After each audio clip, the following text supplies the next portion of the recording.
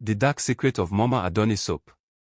In a small Ojua village called Ileo, there lived an old woman named Mama Adoni, a 67-year-old soap seller known far and wide for her organic black soap. Everyone loved her product. Her soap cleared pimples, stretch marks, and even body odor.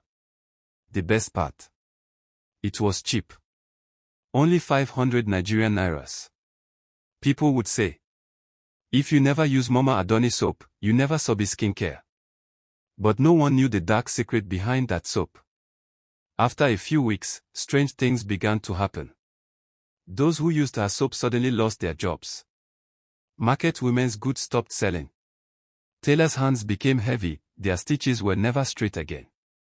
Some people even fell sick for no reason. Nobody suspected the soap. What they didn't know was that Mama Adoni was not just a soap maker. She was also the spiritual supplier behind many powerful politicians in Iko and Ewa City. She prepared special soaps for them, pounding newborn babies inside a huge wooden mortar hidden behind her hut. Every time someone used her 500 Nigerian naira soap, their destiny flowed into the hands of those politicians. The rich grew richer, and the poor sank deeper into poverty. While villagers praised Mama Adoni for making their skin glow, she was secretly using their ori, their spiritual essence, to feed the powerful. Whenever someone thanked her, she would smile and say, "My soap dey work. Just keep using them." But deep down, she knew, every bar of soap she sold was another destiny gone. The secret behind the glow. Her fame spread quickly. From Ileo to Ogano town, even people from Ewa City sent riders to her tiny village to buy the 500 Nigerian nairas miracle soap. It made their faces smooth, their skin radiant, and no one ever suspected anything. In the market, people shouted, "Mama Adoni, abeg bring that soap again, oh, your soap don't finish for my house." She would only smile, that wrinkled, secretive smile.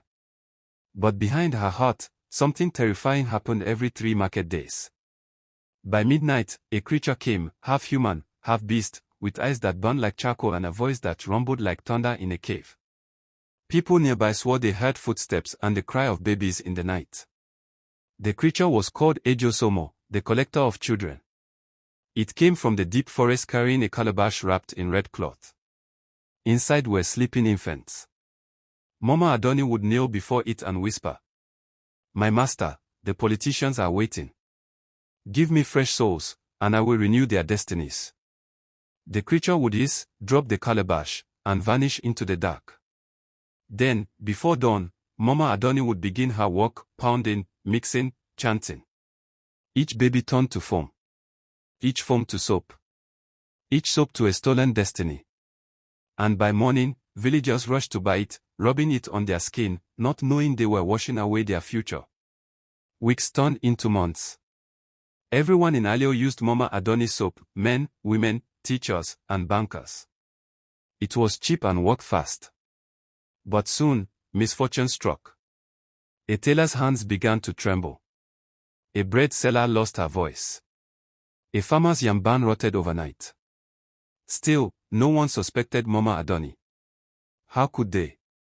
Her soap worked miracles. They even called her Mama Ife, the woman of mercy. But mercy had long left the village. Businesses collapsed. Marriages failed. Young men left and never returned. The village was covered in silent sorrow, and yet, every morning, people lined up smiling, glowing beautifully while their destinies faded. Meanwhile, the politicians in Iko and Ewa City prospered. Their businesses grew. Elections were won easily. Mansions rose overnight. Every month, a dispatch rider came quietly at night to collect boxes of Adoni's black soap, wrapped in white cloth with no labels, meant only for the powerful. They would call her and say, "Mama, the last one worked perfectly. Send another dozen, the campaign must succeed." And she would reply, "No wala, Oga. Just no forget my balance." One stormy Sunday morning, lightning struck the big mango tree beside Mama Adoni's hut. It didn't burn, but a deep crack appeared, as though something inside wanted to come out. People whispered, "The gods are warning somebody." That week, a wandering prophet arrived in Ileo. He wore a torn white garment and carried a silent bell. He stopped in front of Mama Adoni's empty stall and shouted, "There is a hand that sells light but collects life. There is a soap that washes beauty but steals destiny." The villagers laughed and sent him away, thinking he was mad. But that night, every mirror in the village cracked. Every rooster refused to crow. And everyone who had used the soap dreamt of a woman in white pounding something that cried like a baby. By morning, fear filled the air. No one spoke Mama Adoni's name, but everyone knew something was wrong. That night, rain fell heavily. Mama Adoni sat in front of her hut grinding herbs, beside her mortar, a small white cloth moving as if something inside was breathing.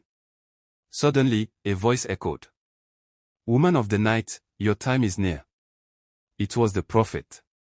His staff glowed with light. "You have turned the innocent into offerings," he said. "You've sold destinies to the powerful." She laughed coldly. "You call it evil, I call it balance. My soap makes the rich shine, and their riches feed my altar." Thunder cracked. The ground shook. The mortar spilled. Something not human crawled out, tall, child-faced, eyes like fire, dripping black soap and blood. "I feed on their light," it hissed. "She only opens the gate." The prophet raised his staff and shouted, "By the fire of truth, reveal what you hide." Wind tore through the compound. The creature shrieked.